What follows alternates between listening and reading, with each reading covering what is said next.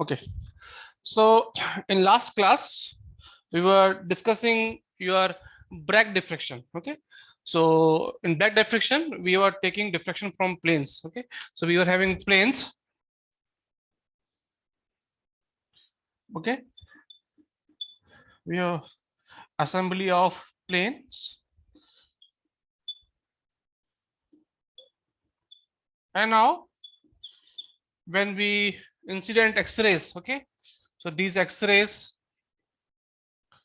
will be diffracted from these planes. Okay, so this type of experiment, okay, gives you information only about the dimension of unit cell. Okay, so if we know, so 2d sin theta is equal to n lambda.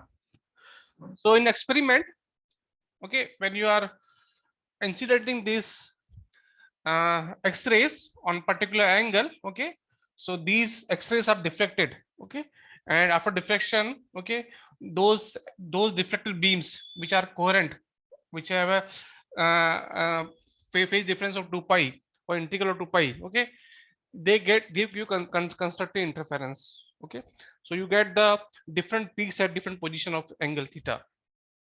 So if you know, if you can measure theta, okay, you know the lambda. If you can measure theta, you can calculate the d spacing. Okay, and once you know the d spacing, of course you can calculate what your lattice constant. Okay, so you may know what is the dimension of unit cell.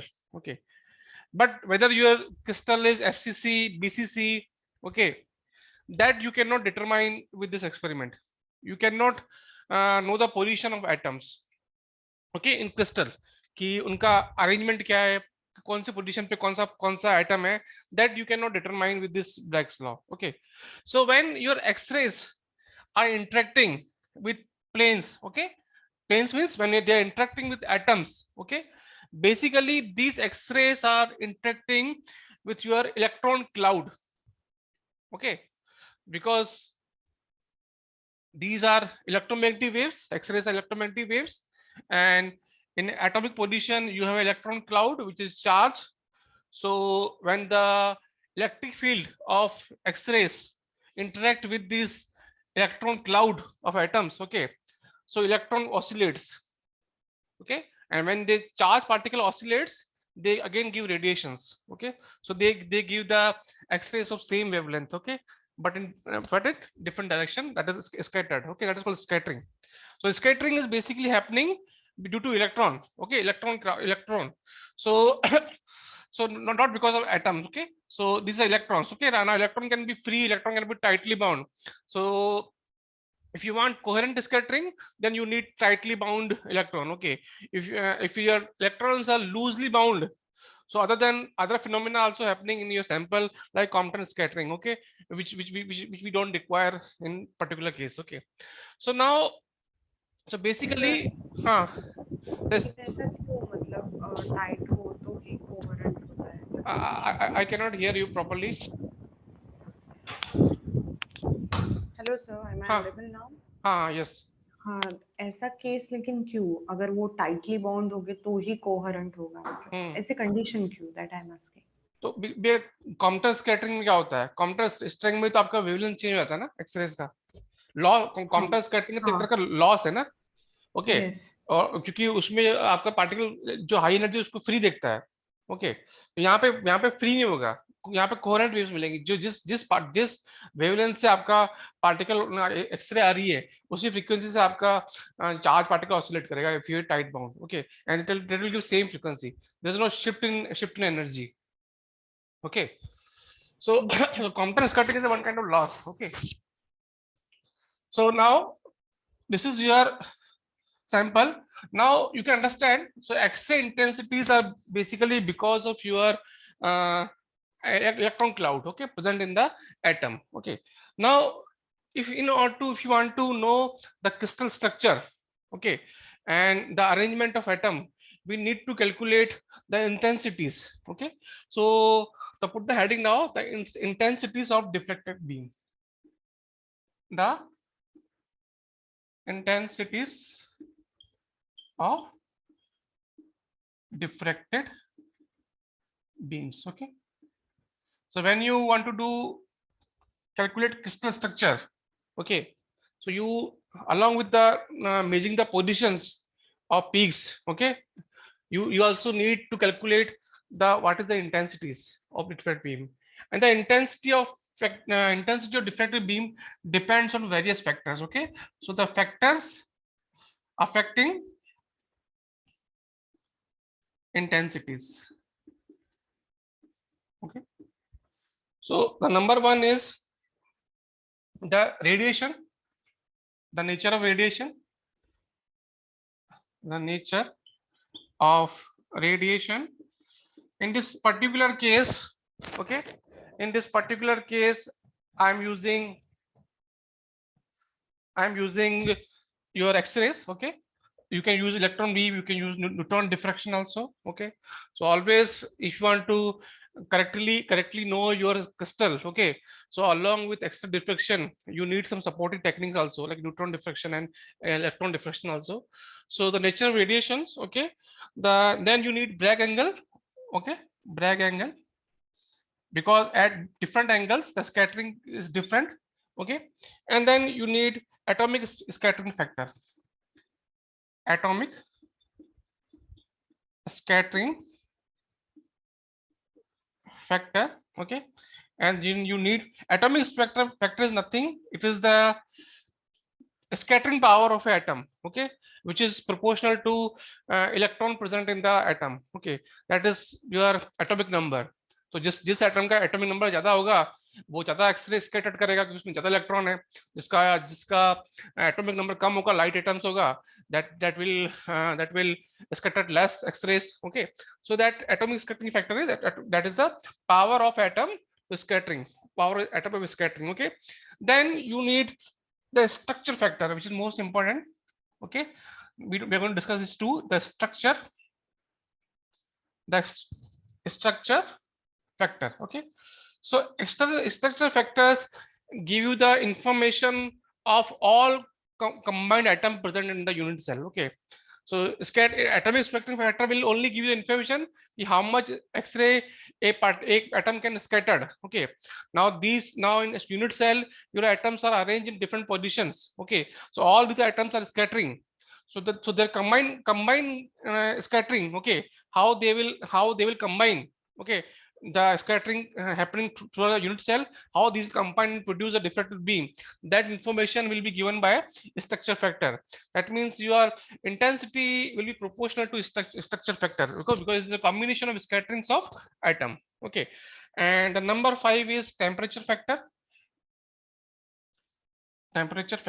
Okay, these are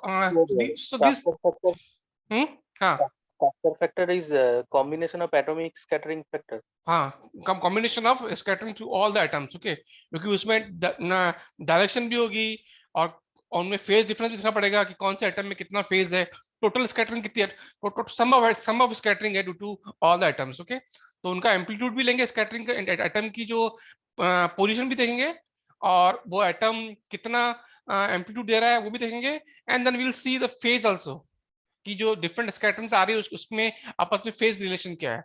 This combined effect will be given by the structure factor.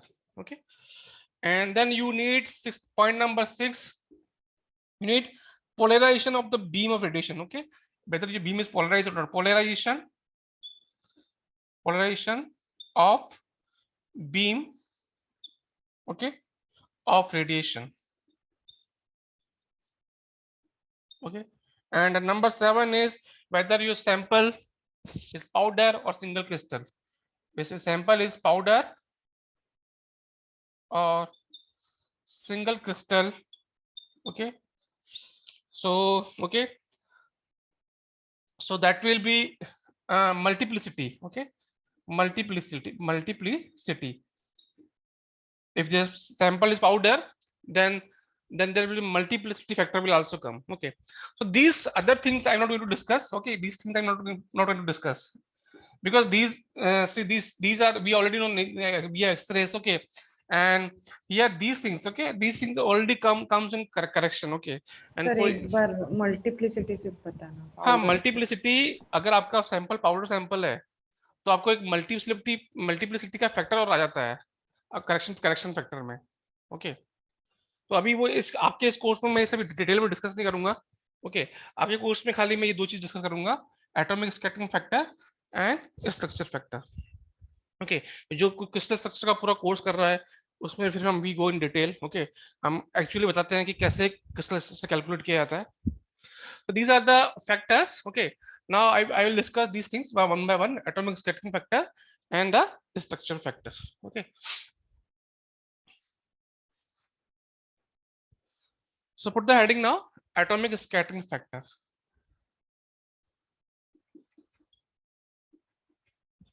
Okay, atomic scattering.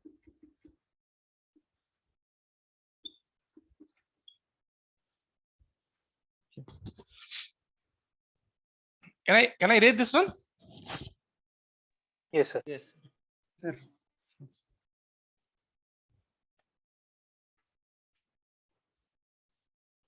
So as I told you that atomic scattering is what? Okay, it is the power of, okay, scattering. Okay, scattering power of an atom. Okay, that is your scattering power of atom. That is scattering power of an atom. Okay, it's nothing to do with the position of the atom. Okay, okay, so now we know this is atomic spectral factor is generally written by F is atom. So this is proportional to Z. Okay, so your light atom will have a heavy atom, as I told earlier. Your heavy atom like lead, okay, Pb, lead will have a higher atomic scattering factor compared to say carbon. Okay, so lead has Z82. Okay, and your carbon is the Z is only 6. So the atomic scattering factor for lead will be higher than your carbon. Okay, now this atomic scattering factor also depends on the direction also. Okay, so if I plot your scattering, okay, कि किस direction में कितनी scattering हो रही है. Okay, so if I plot the graph between sin theta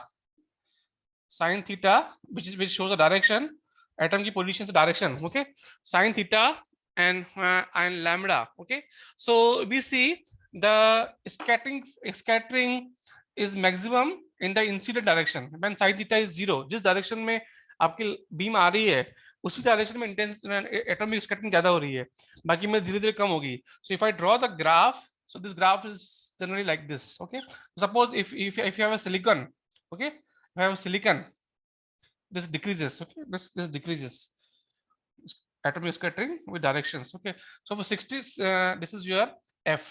Okay, so F is generally equal to your Z. If you take sin theta upon lambda equals to 0, okay, 0 0 direction, then your this value is equal to actually your atomic number. Okay, suppose this is silicon. Okay, suppose I have a titanium is 22 or 23. Okay, similarly if we have oxygen, okay, so this value is 8. So I can say that my atomic scattering factor, okay, at sin theta upon lambda equals to 0 is equal to Z. Okay, for example, if I want to say atomic scattering factor of a sodium, okay, sodium at sin theta upon lambda equals to 0, then sodium atomic number is 11, so this will be 11. Okay, similarly if I want to say for chlorine, okay, chlorine or use a sodium, if it is sodium atom, okay, Na plus, then sin theta upon lambda 0 will be simply 10 because it's ion, one electron less. Okay, similarly we can calculate for chlorine. Okay, if we have a chlorine ion, so chlorine ion, if I calculate sin theta upon lambda equals to 0, that will give me chlorine means 17. Okay, similarly if I have a potassium, Sir, 18 sir. chlorine is 18. Okay, 18 आएगा ना sir? Minus 1 बढ़ जाएगा, ठीक है. Okay, and sin theta upon lambda. Okay, so this will be Z कैसे बढ़ जाएगा sir? 17 तो होगा सर. भी क्लोरीन माइनस है ना, इलेक्ट्रॉन ज्यादा हो गया ना इसके पास में. इलेक्ट्रॉन पर डिपेंड सर, आपने तो जेड लिखा था ना, हाँ atomic Z number. Z Z मतलब उसके पास कितने इलेक्ट्रॉन है, न्यूट्रल में तो जितने ओके एटॉमिक सर। नंबर उतना जेड हो जाएगा। अब आयन बन गया तो ओके उसके सर। पास इलेक्ट्रॉन कम हो गए, कम हो जाएंगे, माइनस बन गया तो ज्यादा हो जाएंगे, प्लस बन गया तो कम हो जाएंगे। Okay sir. Okay sir. That factor I am correcting here, okay. तो दिस इज सर हाँ इलेक्ट्रॉन बढ़ गया हाँ मतलब वहां मतलब वहां से एक इसके कम होना चाहिए। इलेक्ट्रॉन बढ़ क्लोरीन में बढ़ गया ना, सोडियम से कम हुआ, तो उस क्लोरीन एटम के पास, क्रिस्टल में क्लोरीन एटम है तो उसके पास इफेक्टिवली एक एटम ज्यादा नहीं हो गया, तो वो अब ज्यादा हो गया तो वो स्कैटरिंग ज्यादा करेगा, क्योंकि स्कैटरिंग डिपेंड करती है द इलेक्ट्रॉन क्राउड पे, कितने ज्यादा इलेक्ट्रॉन्स हैं उस भी आपकी स्कैटरिंग डिपेंड करती है। सर वो नहीं है, Z is number of atoms, number of protons ना, number of atomic proton, number ना। Number of proton is equal to number of electron ना, एनी हाँ एटम, हाँ हाँ, यस। ठीक है। So okay, so this was your atomic scattering, okay. Now what actually we need the structure factor, okay, the structure factor, structure factor, okay. And your intensity is actually proportional to your magnitude of structure factor, okay, magnitude of structure factor, okay. And what is structure factor, okay? So structure factor is basically what, okay, scattering or all scattering of the all atoms in unit cell, okay, scattering of all atoms in unit cell, or you can say scattering from unit cell, okay. And this is defined, this is given by as FHKL, okay. This is given by Fj, okay, where Fj is the atomic scattering factor of jth atom, okay, e power 2 pi iota hx plus ky plus lz, okay. Now where Fj is the atomic scattering factor of jth atom, okay. Now if all atoms are same, we can take Fj same. If atoms are different, then we will take different Fj's, okay. And your xyz, xj, yj and zj, okay, xj, yj, zj, okay, they are the fractional coordinates of the jth atom, okay, fractional coordinates of jth atom, okay, जो atom unit cell में coordinates हैं आपके उसके position के, okay. Now आपका जो ये F H scale है, ओके, ये जनरली इसका अगर फुल ट्रांसफॉर्म लेंगे तो जनरली ये it will give you the density of electrons, okay, that electron density, okay. So if I want to write the electron density, okay, so because ये position से related है ना, कहाँ से scattering आ रही है, okay, कहाँ पे electron है, so if you take this a full transform, this one, this will give you the charge density, okay. And the formula for charge density is 1 upon v, okay, n equal to minus infinite to infinite, okay, and k equal to minus infinite to infinite. Similarly, L equal to minus infinite to infinite, and this FHKL, ये बस दिमाग में रख लो थोड़ा सा कि ये charge density से रिलेटेड है, क्योंकि हमको तो पोजीशन चाहिए ना, चार्ज डेंसिटी, जहाँ पे चार्ज डेंसिटी होगी वहीं पे एटम होगा, ओके. तो that will B HX plus KY plus LZ, okay. Now Sir, B is the volume. V is the volume. Sir position से तो सर वो आता है ना, क्या नाम कहते हैं, एनर्जी आती है ना सर, आई थिंक।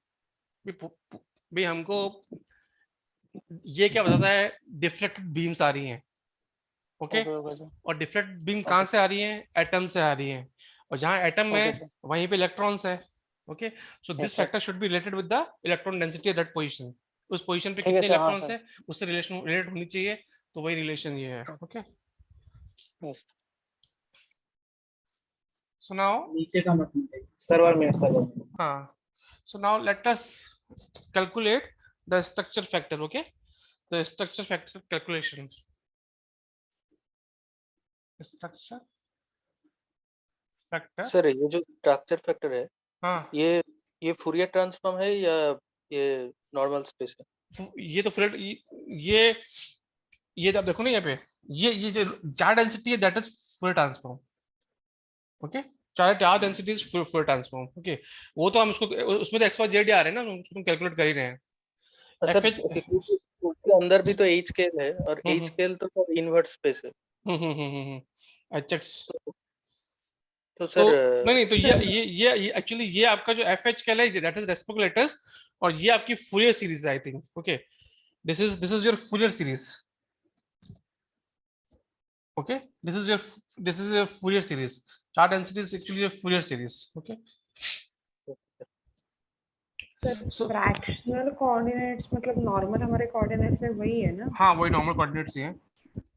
ओके, किसको आप कैसे लिखते हो, किसको ऑरिजिन बना के लिखते हो. ओके, तो ऑरिजिन तो किसी को भी ले सकते हैं ना उसमें. Okay, so for simple cubic, okay, for we have to calculate for simple cubic.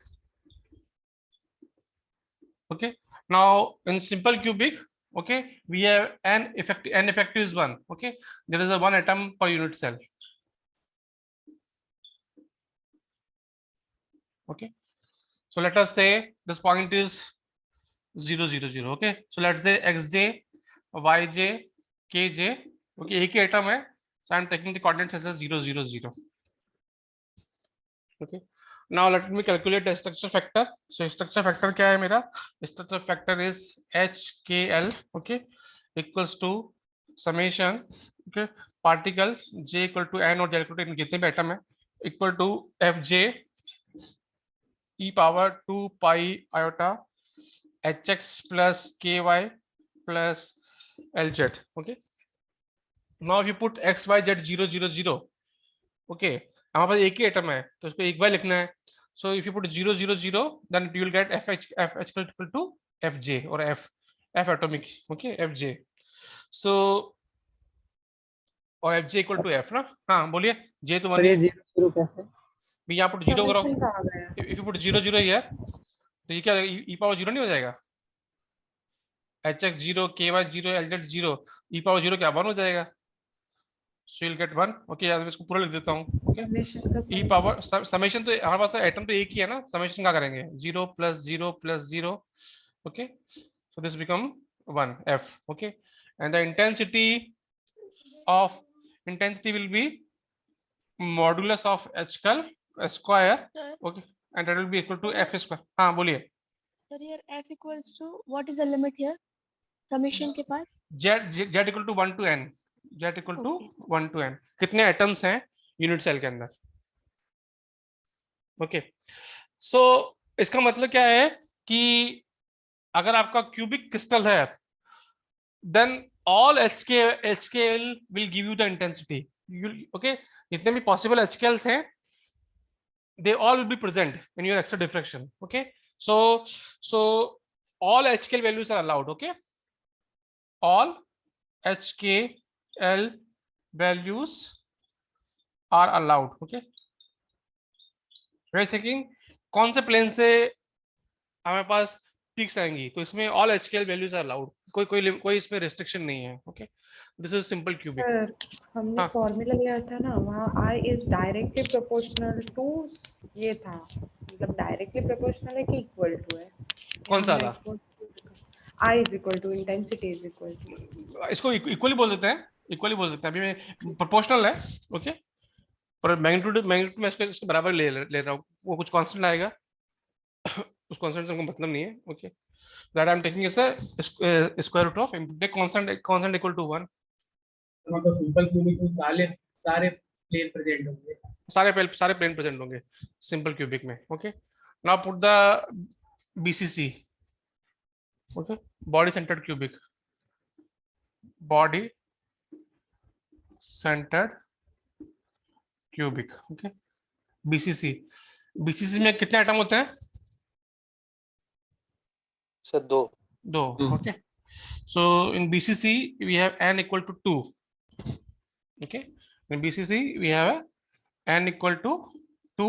Okay, so let the position 1 is this one other is on the middle, दूसरा मिडिल में होता है ना, मिडिल में, सो उसकी पोजीशन क्या होगी, इसकी पोजीशन Sir, क्या होगी, x by 2, y by 2, and z by half 2. half half. Okay, so I can take half half half.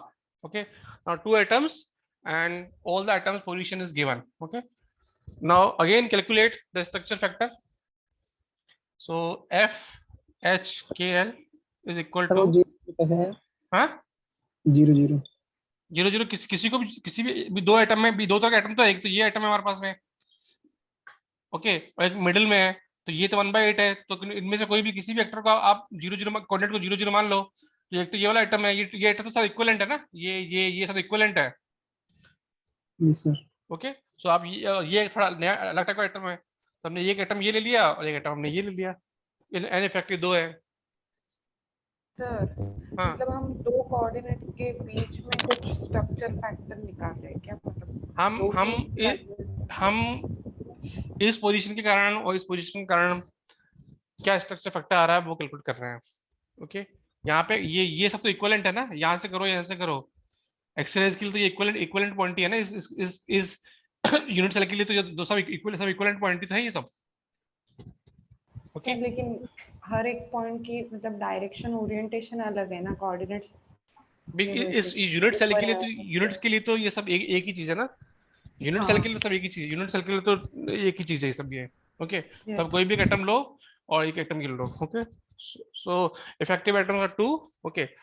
So I am taking, because बाकी तो शेयरिंग भी तो है बाकी यूनिट सेल के साथ में, okay. So I am taking effective atoms are 2 and I am calculating for 0 0 and centre 1, okay. Calculate करो कितना आ रहा है, तो बीसीसी कितना आएगा बताओ। F1 plus I e की power 2 pi I h by 2 plus k by 2 plus l by 2. Okay, so if I take the FHKL,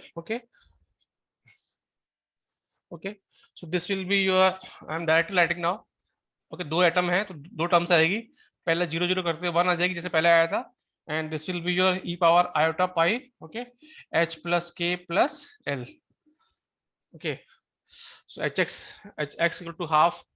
So now this FHKL, okay, will be equal to your 2f, okay, if h plus k plus l is even, okay, and this FHKL will be 0 if h plus k plus l equals to odd, okay. If this is even, okay, then this factor is 1. Suppose 2n pi, that means your e power iota theta, okay, cos theta plus iota sin theta. So theta is 2n pi, then this factor is your 1, okay. If it is odd, okay, odd तो क्या होगा, odd होते ही ये हो जाएगा -1, okay, ये हो जाएगा -1, तो 1 - 1 क्या हो जाएगा, 0 हो जाएगा, okay. So in body centered cubic cells, okay, only those plane will give you the intensity for which h plus k plus l value is even, okay. जिन प्लेन्स के लिए h plus k plus l की value even है वही आपके intensity देंगे, बाकी present बाकी की इंटेंसिटी 0 हो जाएगी। इफ हम यहाँ मान रहे हैं कि एटम सेम है, अगर आपको क्वेश्चन एग्जाम में क्वेश्चन दे दे कि इस पोजीशन पे एटम Fa, इस पोजीशन पे एटम Fb है, then this will be what, Fa minus Fb, this will be Fa and Fa into Fb, then it will be Fa minus Fb, but that will be negligible। कुल मिला कहने का मतलब है कि अगर H plus KL इवन है तो आपका जो ये होगा ये हाई होगा इंटेंसिटी, और अगर ऑड है तो वो लो होगा, 0 होगा या लो होगा, okay. Depending on scattering power अगर सेम है तो 0 हो जाएगा, स्कैटरिंग पावर में थोड़ा डिफरेंस है, ओके। सिमिलर टाइप का आइटम्स है जैसे KCl है NaCl है पास में ही है, तो स्कैटरिंग फैक्टर में डिफरेंस बहुत कम होगा, तो that will be Fa minus Fb, okay.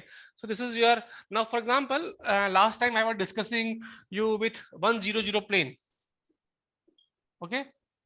So ये BCC में हम लोग 100 प्लेन की बात कर रहे थे, तो उस समय हमने बताया था कि इसके लिए आपका जो फॉर्मूला है DHKL, okay, equal to 1/A/h² plus k² plus l², ये इस पे हम लोग इस फॉर्मूले को लगा नहीं सकते हैं। वो इसका रीजन यही है क्योंकि इस तरह की पीक इंटेंसिटी देती नहीं एक्सेस डिफ्रैक्शन में। ओके, क्योंकि है ही नहीं वहां पे प्लेन इस तरह का। ओके, 100 प्लेन तो है ही नहीं उसमें।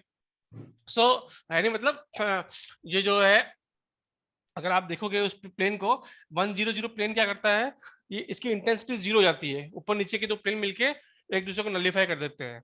सो जब भी आपको ये क्रिस्टल डी प्लेन का फॉर्मूला निकालना है तो आपको देखना पड़ेगा कि किसी भी सिस्टम के लिए, जैसे एफसीसी है या बीसीसी है, कि वो उसके रिफ्लेक्शन में आता है कि नहीं आता है। जैसे आपको ये नहीं आता है तो इस प्लेन के लिए ये फॉर्मूला लगेगा नहीं। ओके, पर अगर दूसरा प्लेन हो जैसे 110, वो तो अलाउ है। 110 ये तो अलाउ है क्योंकि अब क्या है, H प्लस के प्लस एल इवन है, ये रिफ्लेक्शन तो आएगा। तो इस रिफ्लेक्शन के लिए आप ये फॉर्मूला लगा सकते हो क्यूबिक क्रिस्टल में। ये पॉइंट क्लियर है मैं क्या कह रहा हूँ?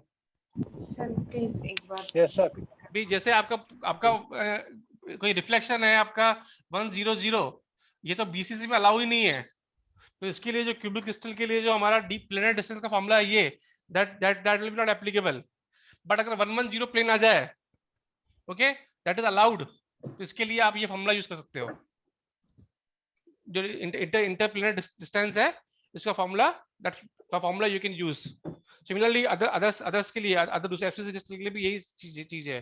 ओके, क्योंकि मैंने बताया था कि जो डी स्पेसिंग का फॉर्मूला निकलता है, that is only applicable for primitive cell, but if it is cubic system then you can apply for other planes also. Okay, अगर वो प्लेन्स उसमें एक्सेस डिफ्रैक्शन में अलाउड है तो।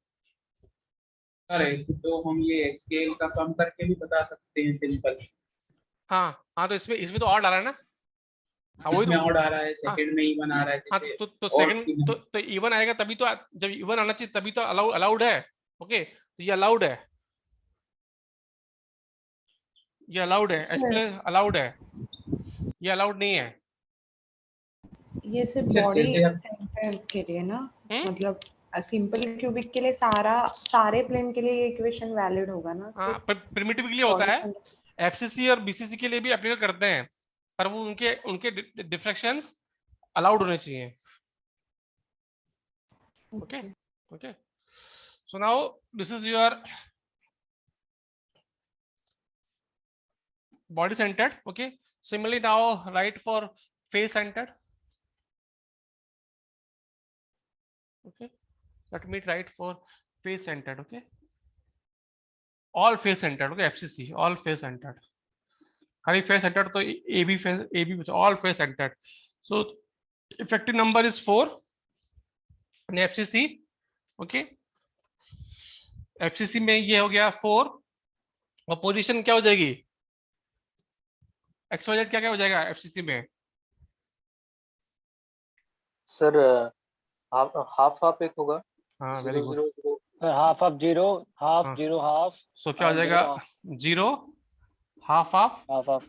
Okay, yes sir, half then zero half, half 0 half. Half Okay, and then half half 0. Half zero. बस निकाल लो इससे, एफसीसी का निकाल लो। Okay,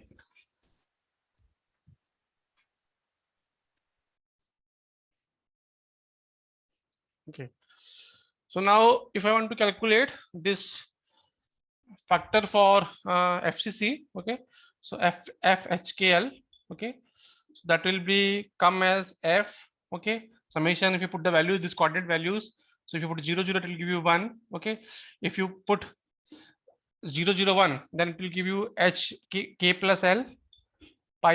Okay, and e power iota, okay, K plus L H plus L pi, okay, and plus iota H plus K pi. ये आएगा ना? Yes. Okay, so now I can write this as a F equal to 1. Okay, and this I can write because it's iota pi, so I can write -1 की power K plus L. Similarly I can write here -1 की power H plus L. Okay, similarly I can write here -1 की power H plus K. Okay, now okay, now if all HKLs are even or odd, okay, मतलब आपके जो HKLs हैं वो all mixed नहीं है, if this mixed parity के नहीं है, या तो ऑड है 1 1 1, या फिर इवन है 2 2 2, या 0 2 2 2 2 0 2, या 3 3 3, या 1 3 5 1 3 2 1 3 1 3 1, अगर ये HCl मिक्स्ड नहीं है, okay, all are same, okay, then what will be FHKL? Suppose ये सब ऑड है, तो ये ऑड ऑड मिलकर क्या हो जाएगा, इवन हो जाएगा, ओके, इवन हो जाएगा, तो ये 1 हो जाएगा, ये भी ऑड ऑड मिलकर इवन इवन है तो इवन ही रहेगा, ऑड है ऑड ऑड ऑड है तो भी इवन हो जाएगा. In that case what you get the intensity FHKL equal to 4F, okay, 4F, where okay HKL, okay, HKL are either even or odd, okay, that means unmixed है, okay. Now if FHKL अगर ये mix है तब क्या हो जाएगा बताओ, जैसे All mixed planes are not Zero. -2F. Mix का मतलब कि सपोज चलो 1 1 2 ले लो, तो क्या होगा, अभी आपके पास 1 तो ऑलरेडी है ही है, जहां तो पर जीरो हो ये जाएगा सर। जहाँ पे ये ऑड होगा, ओके, और माइनस आ जाएगा, तो ये यहाँ पे ये माइनस होगा, ये माइनस होगा, ओके, दो दो दो ऑड हो जाएंगे, फिर ये भी इवन हो जाएगा, तो क्या हो जाएगा आपका, है ना, टोटल तो 0 आएगा.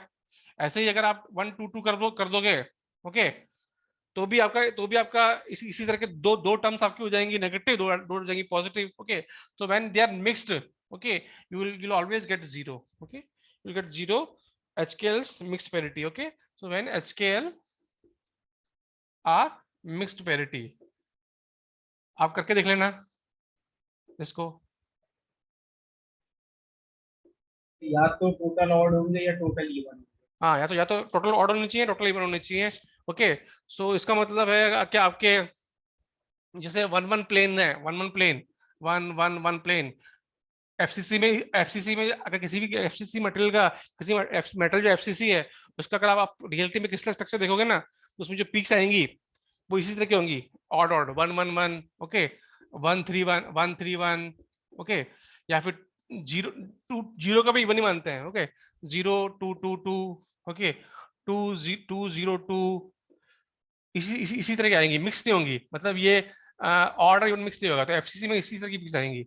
अगर कोई पीक आ गई 2 2 2 2 2 1, okay, that is not allowed, that will give you 0 intensity. At this point 0 को इवन, 0 को इवन मानेंगे, okay. So at this point clear,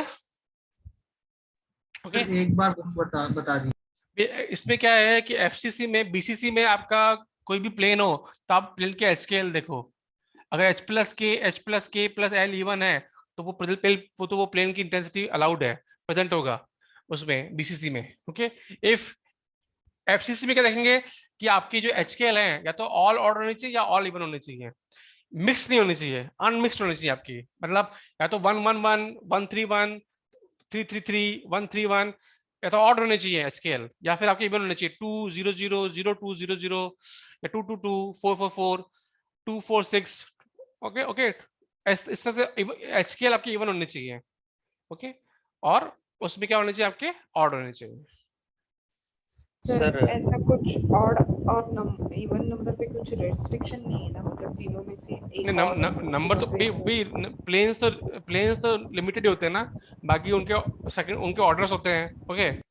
जैसे आप बोलते हो 0 0 1 प्लेन या 0 0 2 प्लेन या 1 0 0 2 0 प्लेन, ये सेम ही प्लेन होते हैं, ओके. 2 0 0 प्लेन क्या होता है, 1 0 0 का सेकंड ऑर्डर होता है, सेकंड ऑर्डर डिफ्रेक्शन होता है, ओके. अगर इसको 2 0 0 बने, एक्चुअली तो इसको फर्स्ट ऑर्डर डिफ्रेक्शन मानते हैं, जब क्रिस्टल में शो करते हैं तब 1 0 0 भी आ रहा है, 2 0 0 भी आ रहा है, तो उसको 2 0 0 को 2 0 0 लिखते हैं, 1 0 0 नहीं लिखते हैं.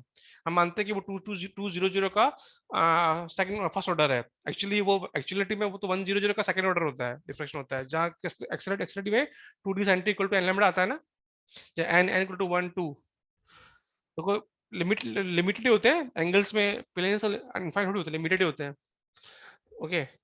सो सर डी का जो फॉर्मूला है FCC का, हाँ, उसमें भी 1 1 1 के सिर्फ हाँ, आएगा. 1 1 पे से आएगा, ओके हाँ। तभी हम देखा था जब जब जब इसमें डिफरेंस आया था ना, हमने निकाला था कब पे, हमने निकाला था 110 पे निकाला था 110 के लिए, और जब हमने एफसीसी निकाला था और हमने हाँ तो दोनों बराबर नहीं थे ना, दोनों बराबर नहीं थे, लेकिन 1 के लिए बराबर आया था, याद है? Yes sir. जब 1 के लिए कहता तो बराबर आया था। ऐसे ऐसे बीसीसी में क्या हुआ था, बीसीसी में 1100 के लिए बराबर आया था क्योंकि इवन है, बीसीसी में 1100 के लिए बराबर आया था, और उसमें उसके लिए और 1 के लिए हाँ सिंपल क्यूबिक का सब हाफ हुआ था बीसीसी मतलब। में हाँ नहीं, मतलब 110 का a/√3 होता है, हाँ तो हाँ हाँ बीसीसी में a/2√3 हो जाता है। 1 के लिए अलग आया था, सही है, लेकिन 110 के लिए दोनों सेम आए थे, हाँ हाँ 110 दोनों सेम आए थे, तो उसमें मैंने ये कहा था मैं एक्सेल डिफ्लेक्शन बताऊंगा। ओके, सो इसी इसी कारण से ही है।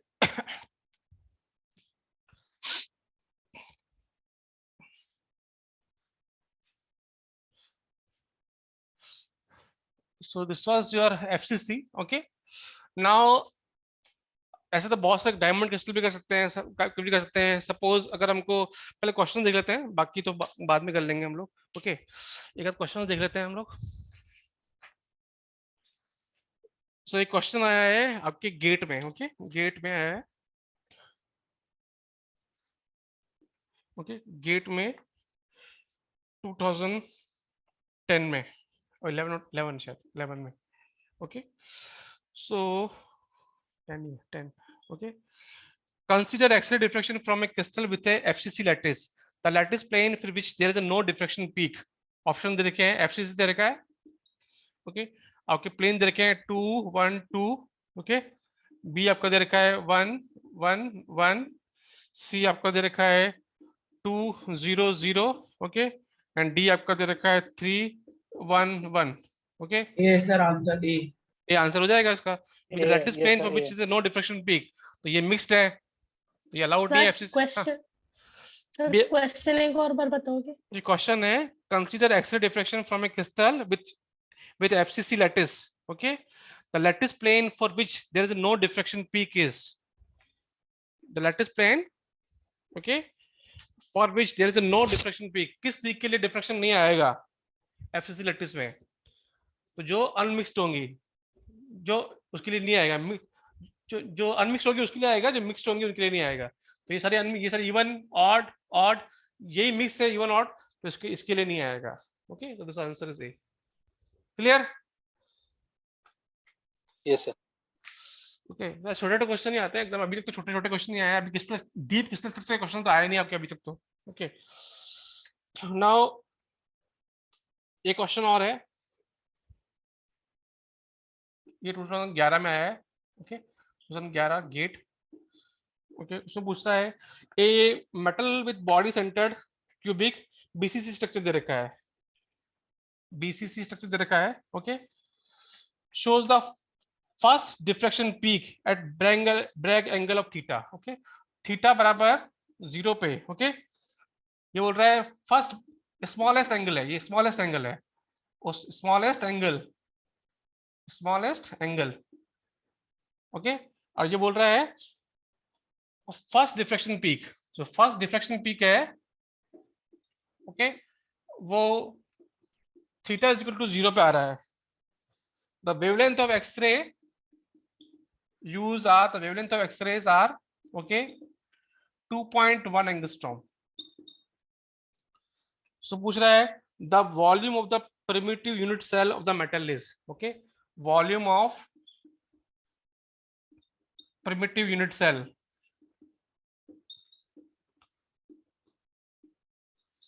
अभी primitive unit cell का असाइनमेंट भी तुम लोगों ने भेजा नहीं मुझे, अभी क्लासेस भी लंबी जाएंगे, आपका एग्जाम के पहले मैंने कहा तुम कर लोगे तो तुम्हारे लिए अच्छा होगा। Okay, so volume of primitive cell क्या होता है बीसीसी का, कितना होता है,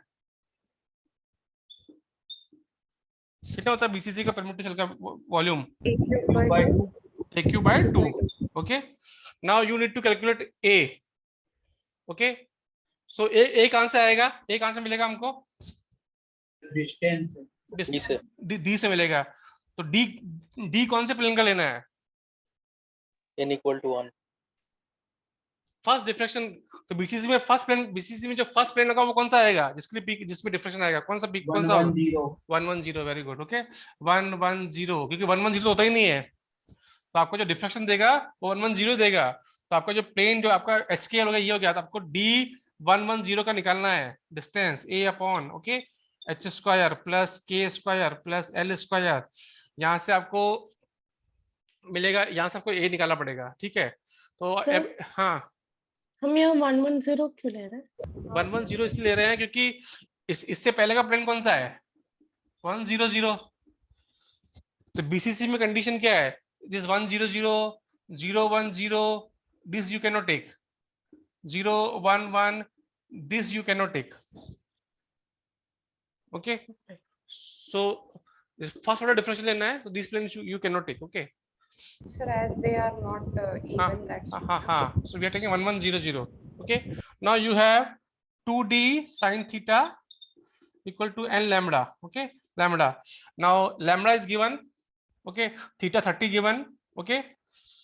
Calculate these things, you calculate d, from d to you calculate a, और फिर AQ by 2 कैलकुलेट करो, कितना आ रहा है मुझे बताओ। सर थीटा तो 0 दे रखा है ना सर? 30 दे रहा है, 30 डिग्री दे रखा है, ये बोला पहले तो 0 है ना, एक मिनट, 0 है कि 30, 30 है, 30 भैया, मैंने गलत दे दिया, 30 है, 30 है, 30 है, निकालो कितना आ रहा है आंसर। सर 13.09। सर 5.93 आ रहा है ए, ए आ रहा है मतलब 5.95 सर, हाँ, मतलब कि उसकी वो हाँ, अच्छा था, फाइनल आंसर निकालो, फाइनल आंसर चाहिए मुझे, सर 13.09। आंसर चेक करने दो, extra differential, just 1 minute, answer आएगा 13.1 angstrom, 13.1, okay. The answer is volume है ना, तो 13.1 एंगस्ट्रॉम का cube.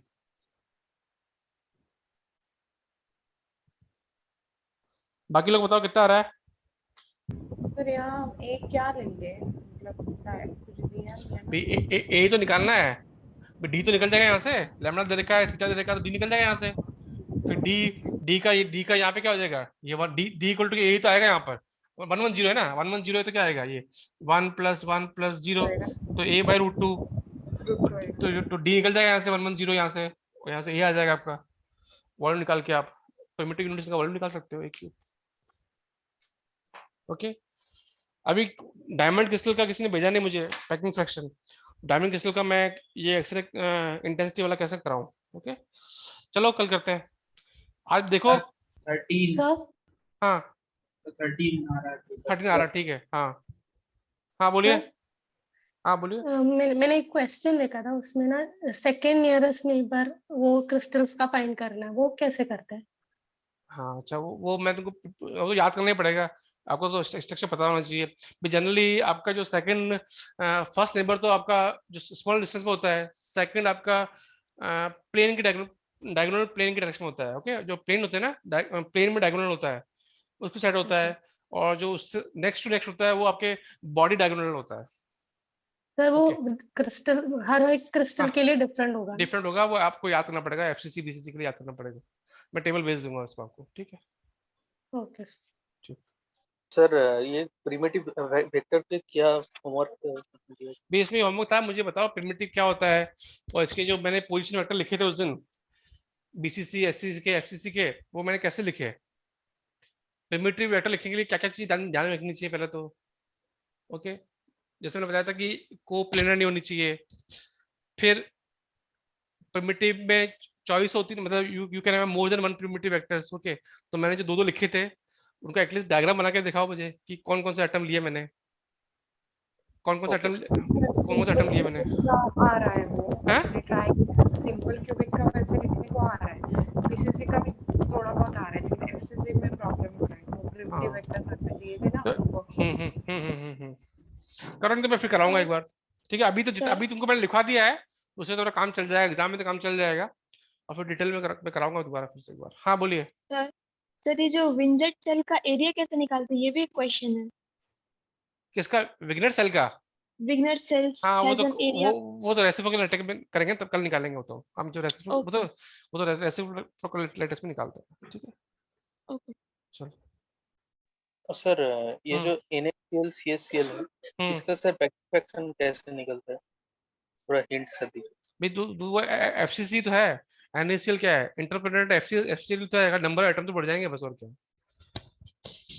But sir unit cell कौन सा लेंगे, तो दोनों इंटरपेनिट्रेटिंग सेल है।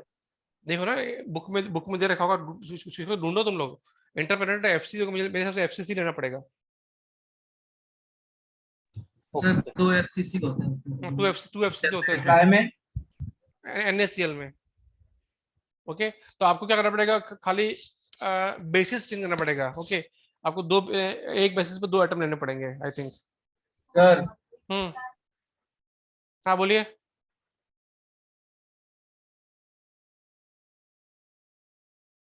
एनी क्वेश्चन ओके सो कल हम करेंगे NaCl और डायमंड वाला कल करेंगे और मैंने आपको बता ही दिया था कि अगर एटम डिफरेंट है तो एटॉमिक स्कैटरिंग फैक्टर भी आपको डिफरेंट लेना पड़ेगा for example caesium chloride okay caesium chloride में क्या होता है इसकी जो एटम होते हैं वो 0 और हाफ पे होते हैं पर इसका जो इन दोनों का जो स्कैटरिंग है वो डिफरेंट होता है तो you will write FCS and FCl but ये आपका बॉडी सेंटर्ड नहीं है इनके जो कोऑर्डिनेट्स हैं वो है तो बॉडी सेंटर के जैसे ही बट आपका जो सीजियम है that is simple primitive simple cubic है दिस सिंपल क्यूबिक तो कई लोग को मिसकंसेप्शन होता है क्योंकि इसके कोऑर्डिनेट ऐसे लिखते हैं तो it is BCC but it is not BCC is again interpenetrate कर रखा है ओके 2 क्यूबिक क्रिस्टल इंटरपेनिट्रेट होते हैं सीजियम क्लोराइड में ओके तो इनके लिए भी अब कल निकाल के बताना है इनके लिए कितना आ रहा है आपका FKHKL कल बताना मुझे ओके ये होमवर्क है सर इसका प्रिमिटिव सिंपल क्यूबिक है। हाँ प्रिमिटिव सिंपल क्यूबिक है BCC नहीं है ये okay so I am stopping here will meet tomorrow okay sir, thank you sir.